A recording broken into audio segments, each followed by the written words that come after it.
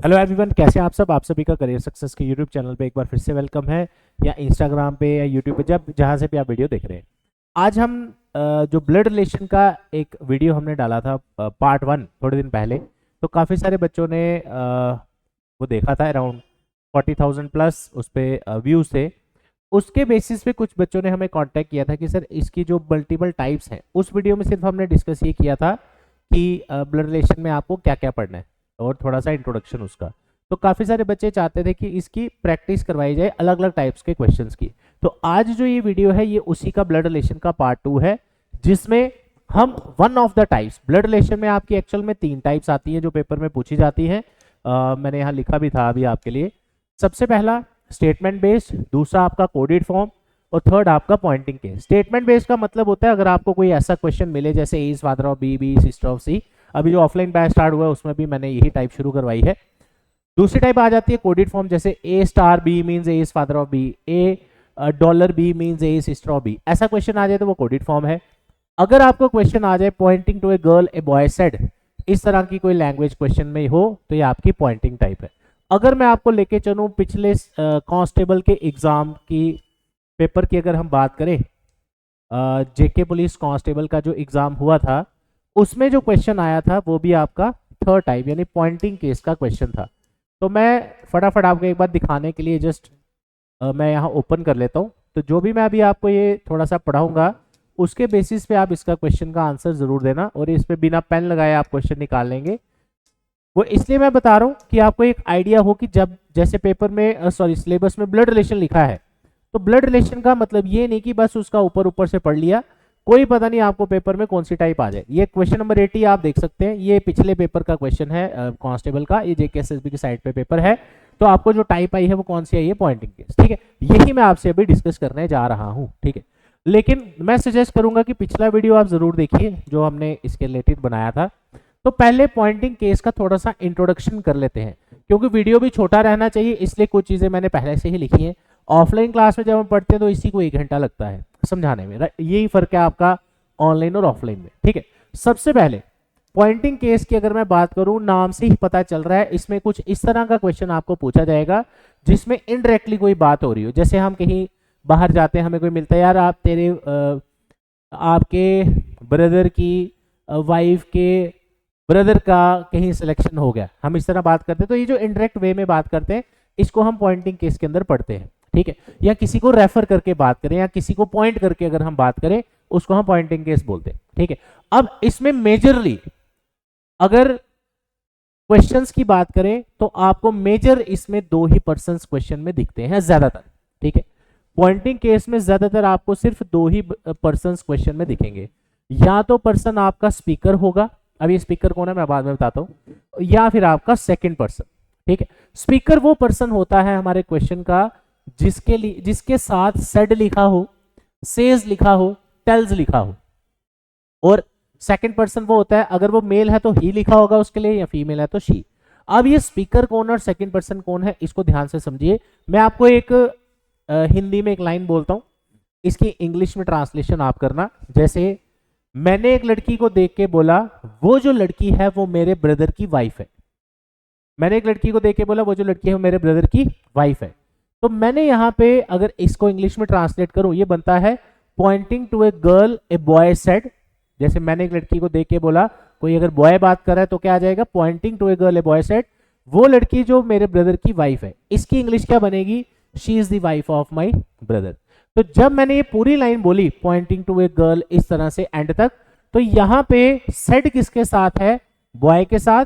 तो जिसके साथ सेड होगा वो हमारा स्पीकर होगा, राइट। और जिसके बारे में बात की है गर्ल के बारे में, वो हमारी सेकंड पर्सन होगी। और गर्ल के बारे में बात हुई इसलिए यहाँ पे वो फीमेल है तो इसलिए शी लिखा है। तो आप ऐसा समझ लो, जो पर्सन कन्वर्सेशन इनिशिएट कर रहा है या जो बंदा बात कर रहा है उसको हम क्या बोलते हैं, स्पीकर। जिसके बारे में बात हो रही है उसको हम बोलते हैं सेकंड पर्सन। अब पहचाने कैसे दोनों में, सिंपल सा तरीका, जिसके साथ सेड लिखा हो, सेज लिखा हो, टेल्स लिखा हो, इंट्रोड्यूसेस लिखा हो, मैक्सिमम टाइम आपका वही स्पीकर होगा। और जिसके बारे में बात हुई है वो सेकंड पर्सन होगा, उसके लिए क्वेश्चन में या ही होगा या शी होगा। प्लस एक चीज और, क्वेश्चन में हमेशा आपको ना ये वर्ड जरूर दिखेगा, पॉइंटिंग का कोई भी क्वेश्चन करो आपको ये जरूर वहां दिखेगा माई। तो माई भी किसकी बात करता है, स्पीकर की।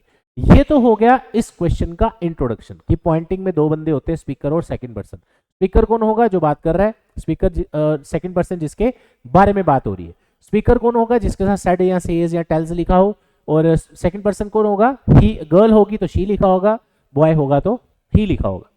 ये हो गया क्वेश्चन का इंट्रोडक्शन।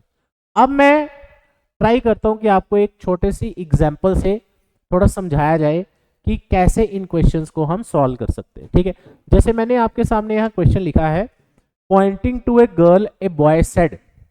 किसी एक गर्ल को पॉइंट करते हुए एक बॉय ने कहा, she is the wife of my brother, she is the wife of my brother.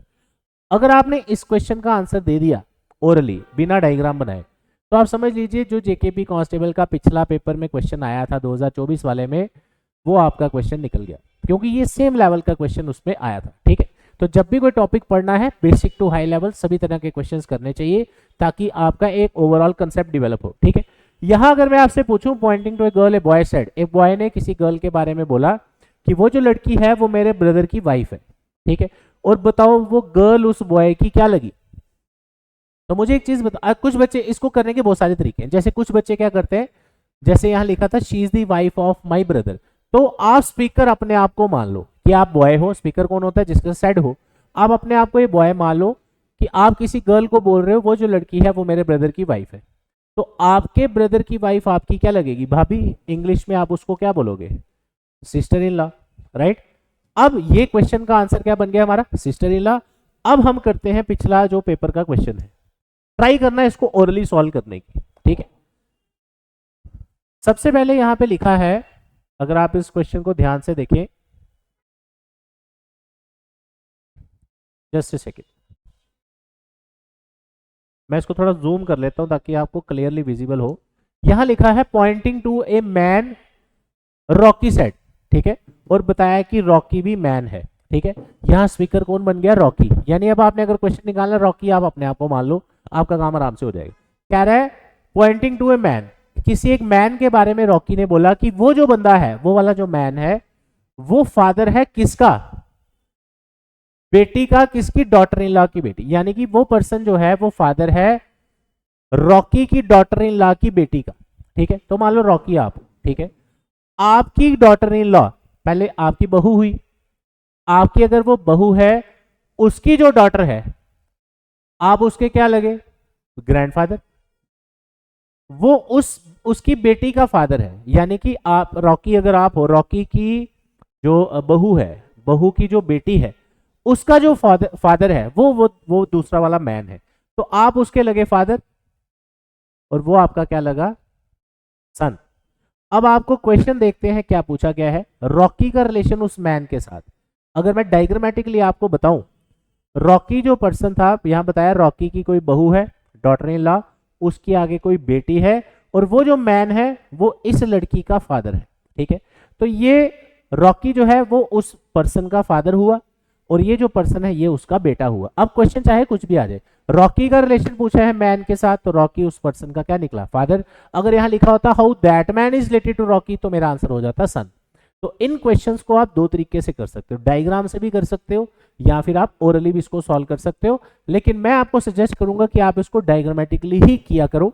उससे क्या होता है, आपके एक्यूरेसी उससे बढ़ती है। डायरेक्ट अगर आप ओरली इसको करते हो, कई बार अगर आपकी प्रैक्टिस कम है तो मे बी आपको थोड़ी कंफ्यूजन रहे, या आप श्योर नहीं हो आंसर के लिए, फिर बच्चे दोबारा डायग्राम बनाते। तो उससे बेटर है सीधा डायग्राम ही बना लीजिए, क्योंकि हार्डली इसको अंडर 1 मिनट आप सॉल्व कर सकते हो, राइट। तो इस टाइप के क्वेश्चंस जब आपको मिलते हैं, इनको हम बोलते हैं पॉइंटिंग केस के क्वेश्चंस। ठीक है, अब अगर आपने पूरा वीडियो यहां तक देखा है, तो अब एक क्वेश्चन मैं आपको यहां पे दे देता हूं, वो आप सॉल्व करो। Pointing to a girl a boy said she is the daughter of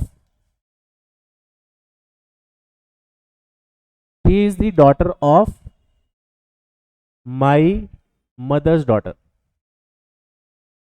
क्या क्वेश्चन है, pointing to a girl a boy said she is the daughter of my mother's daughter. How girl is related to that boy. तो इस question का answer आप मुझे जरूर बताना कि मेरे मदर के डॉटर की डॉटर, राइट, वो जो गर्ल है वो मेरे मदर की डॉटर है, तो वो बॉय उसका क्या लगा या वो गर्ल उसकी क्या लगी, तो उसका आंसर मुझे आप कमेंट सेक्शन में बताना। Thank you so much, all the best.